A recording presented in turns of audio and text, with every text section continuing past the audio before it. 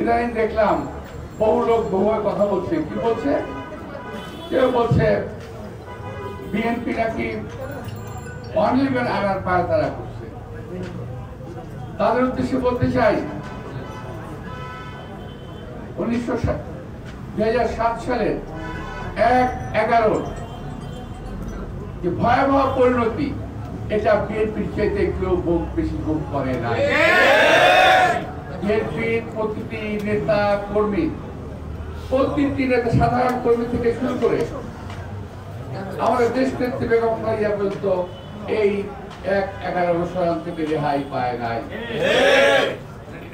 তাকে নির্মমভাবে হত্যা করার চেষ্টা করা হয়েছে। আর আজকে ওনারাই অনেকেই বলেন যে বিএনপি 1/11 আমি আর স্বপ্ন দেখছি, চিন্তা করছি, কথাবার্তা বলছি। যদি কেউ কিছু বলে থাকেন আমি জানি না, তার নিজের সেটা বলেছে। বিএনপি এর কথা একটু বহন করে না। প্রিয় ভাইরা, 1/11 নয়, যদি আপনারা এই ধরনের কথাবার্তার সংঘাত, বিভেদ এই 5ই আগস্টের পরে যদি করতে থাকেন, তাহলে কিন্তু দেশের গণতন্ত্র কোনদিন চেহারা দেখবে না। আজকে বিভিন্ন রাজনৈতিক দল হঠাৎ করে, জানেন না আপনারা, যে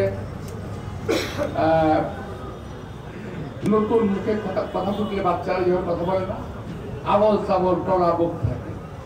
অনেক দল, অনেক ব্যক্তি যারা আছে কথাবার্তা বলছেন, এমনভাবে কথাবার্তা বলছেন যে আমি মাঝে মাঝে অনেক সুযোগ হয় টেলিভিশনের সামনে দেখি, ওনার কথাবার্তা বলেন, মনে হয় বিএনপি যেন আওয়ামী লীগের দোষর,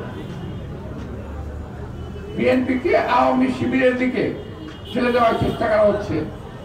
আর আমি পরিষ্কার ভাবে বলতে চাই, ভারতের দোষর আওয়ামী লীগ, তাদের দিকে যারা বিএনপি ঠেলে দিতে চায়, আমি বলবো আপনারা নিজের চেহারাটা আয়না দিয়ে দেখুন, নিজের অন্তরটাকে আয়না দিয়ে দেখুন।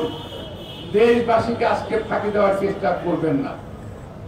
বিএনপি 17 বছর রাজপথে লড়াই করেছে। বাংলাদেশের প্রতিটি বিএনপির নেতা কর্মীর উপরে নিপীড়ন নিয়েছে, প্রতিটি নেতা কর্মীর উপরে নিপীড়ন নিয়েছে। আজকে আমাদেরকে ঠেলে দিতে যাচ্ছেন অন্য শিবিরে। উদ্দেশ্যটা কি? আওয়ামী লীগের সিল মারতে চান? আমাদেরকে ভারতের দালাল বানাতে চান? এই কথা কখনো চিন্তা করবেন না।